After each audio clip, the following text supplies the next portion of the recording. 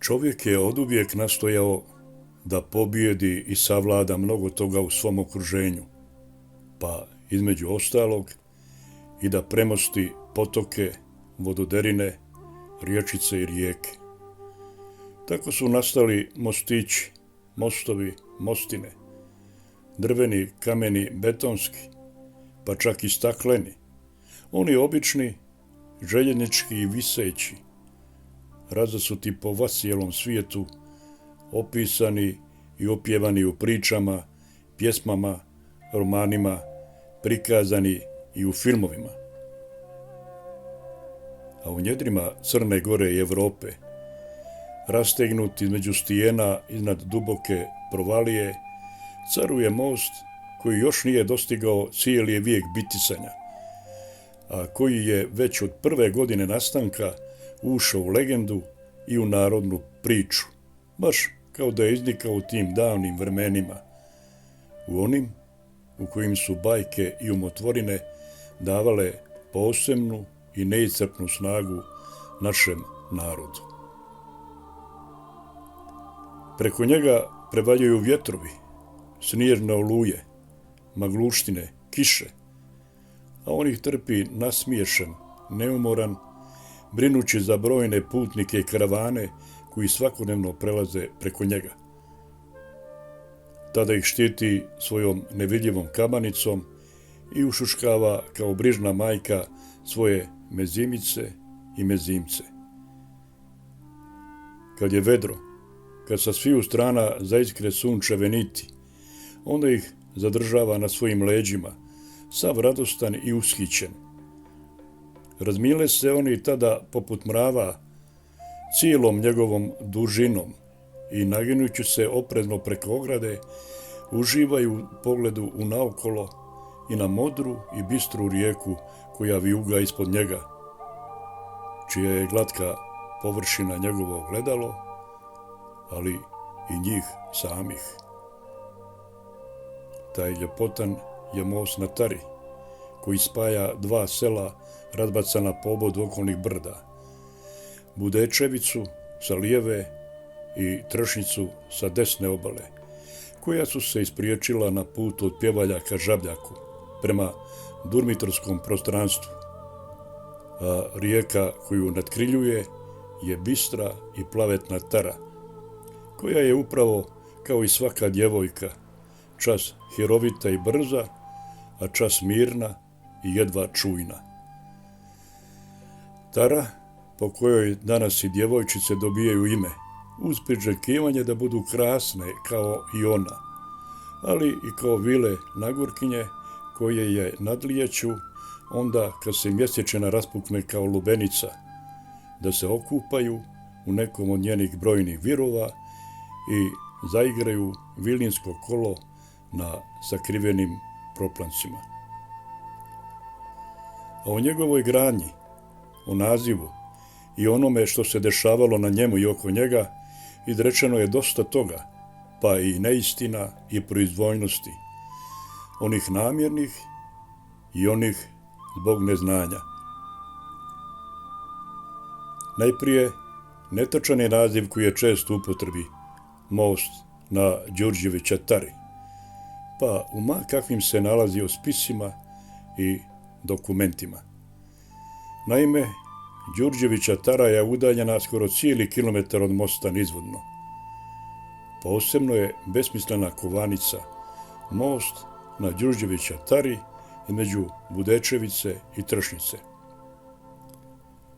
Zato je jedino ispravno reći ili napisati most na Tari i ništa više od toga, jer je postao toliko poznat i posjećen da je nepotrebna bilo kakva druga odrednica u sve uvažavanje ostalih mostova koji se nalaze iznad ove rijeke Suze. Uostalom, korišten je i kao motiv i scenografija za neke domaće i strane dugometražne filmove. Netačno je i to da je bio graditelj, a potom i rušitelj cijelog mosta, diplomirani inženjer građevine Lazar Javković, rodom iz sela Pridvorci kod Šavnika, Naprotiv, on uopšte nije ni učestvovao u njegovoj gradnji i osmišljavanju, i to na bilo koji način. Netačno je i da je srušio cijeli most, iako je pokušao i htio, jer je uništio samo njegov najmanji zapadni luk. Nije ni istina da su ga ubili četnici. Strijeljali su ga Italijani na mostu na dan Svetog Ilije Gromovnika 1942. godine, što sasvim potvrđuju i vjerodostojne fotografije, ali i očevici koji dugo nisu smjeli da o tome govore. Neshvatljivo je da je jedan takav stručnjak, kojeg je školovala Kraljevina, koja ga je nakon završetka studija na Tehničkom fakultetu u Beogradu i zaposlila, i to da obavlja značajne dužnosti u Ministarstvu građevina, pa i poslala u Italiju na usavršavanje, pristao da pokuša da uništi prelijepo djelo svojih sadruga po zvanju i znanju. Ostaje ipak nepoznanica da li je na takav bezumni čin bio primoran prisilom od strane vrhovnog štaba komunističke vojske ili je pristao drage volje. Navodno, tako je trebalo da se spriječi nadiranje motorizovanog dijela italijanske vojske na Durmitovsku ravan. Međutim, Italijani su to učinili samo nekoliko dana poslije toga, jer su opravili donji most koji je bio sagrađen 1930. godine i nesmetano su prešli na drugu obalu.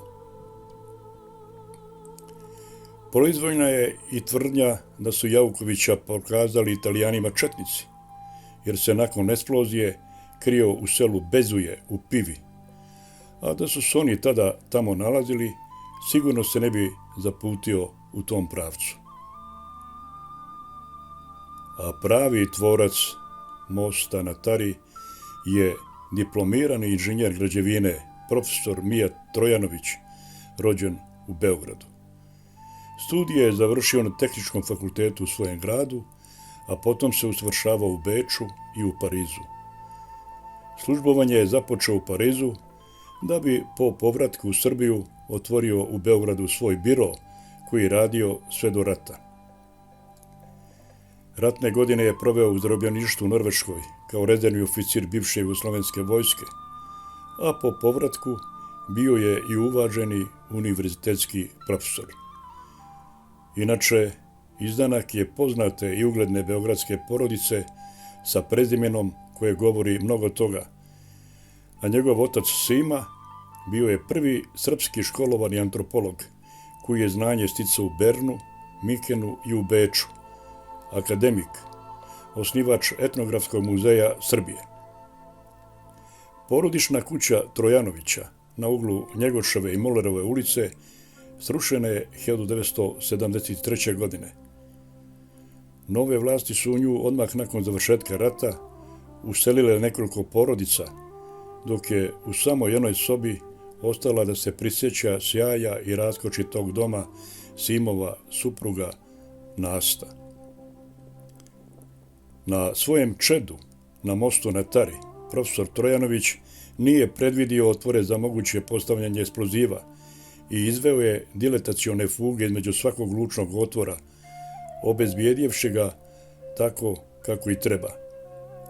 Srušeni najmanji luk obnovio je upravo on sa svojim graditeljima odmah poslije rata.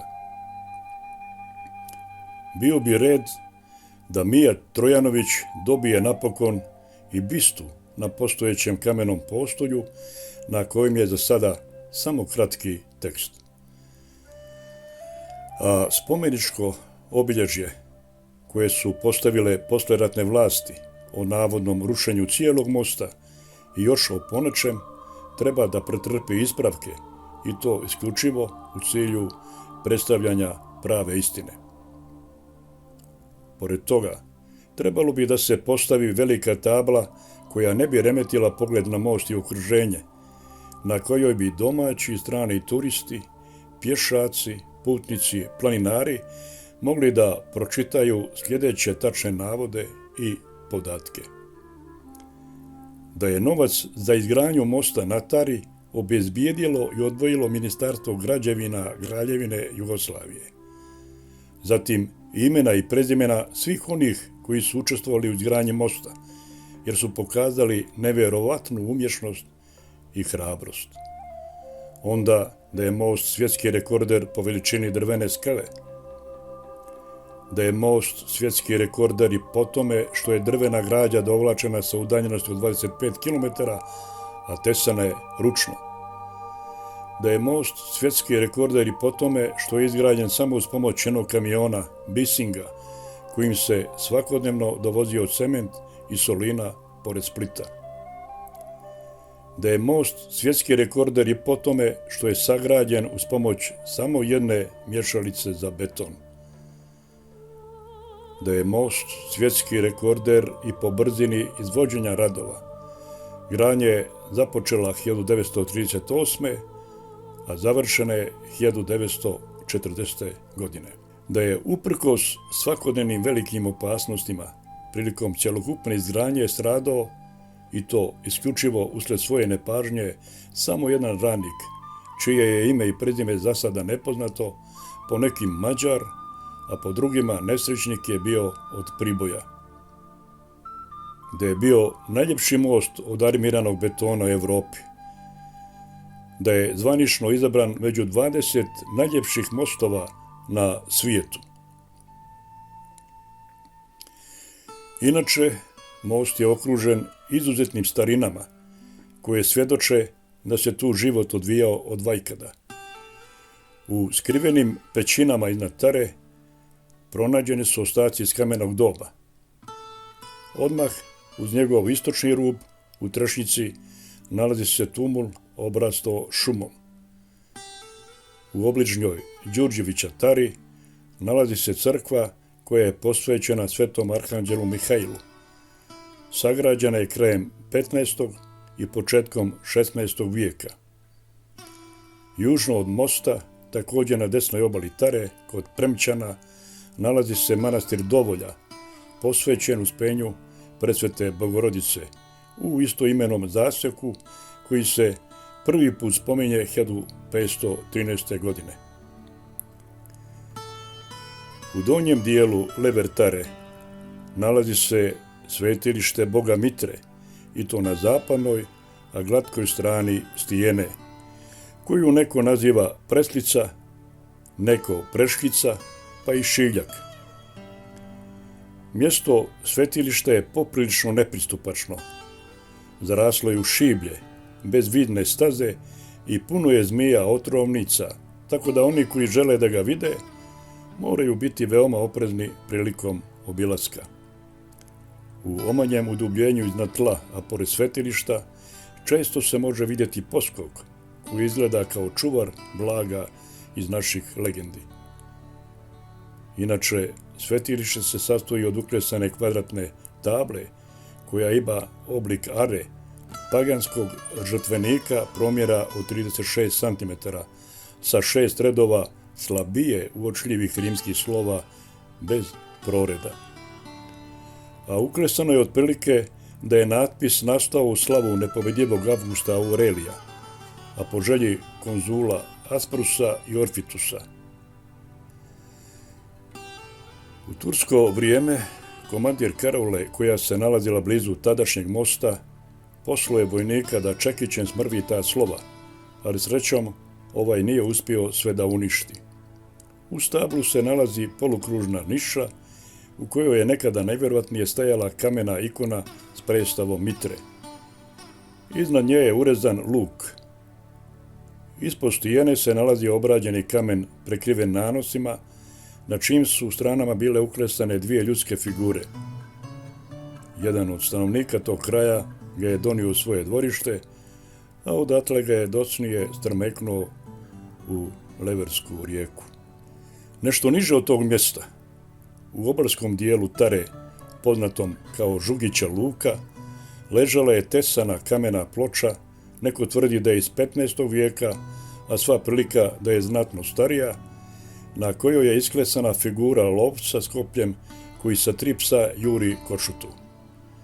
Međutim, nestala je bez traga, ali ne i glasa, koji je ukazao na to da ju je neko isprevrtao građevinskom mašinom, tražeći uzrad na putu i blago. Potom ju je zasuo nanosima zemlje, ali nije isključena mogućnost prema kazivanjima nekih mještana da je negdje i odnijeta. Pored ploče nijesu uočljivi ni tumuli i ostaci starog groblja, a u šumarku iznad obale leži izvrnuti oveći stečak s postoljem koji je neko također mašinom gurnuo niz brdašce. Međutim, duh i dah naše nepojamne starine niko ne može da potre i on se uveliko osjeća i na tom prostoru, a iz njegovog jezgra i srca propinje se ka nebu velelepni most na Tari, dijelo Mijata Trojanovića i njegovih hrabrih i umješnih neimara, poput Gizdavog, a jedinog ata sa krilima u našoj mitologiji, Jabučila, vojvode Momčila sa Priltora, tako sagrađen i uklopljen u tu cjelinu, da izgleda kao da je tu oduvijek, kao da je jednostavno iznikao iz kamena i stijena, natkriljujući jedan pravsijati, uskovitlani vremenski vir. Most ljepotan, most višestruki svjetski rekorder, most čije su oči plave i bistre kao Tarine, most ne samo onih istih kreva, nego svih nas, pa i onih iz cijelog svijeta koji dolaze da ga vide i koji se zaljube u njega na prvi pogled.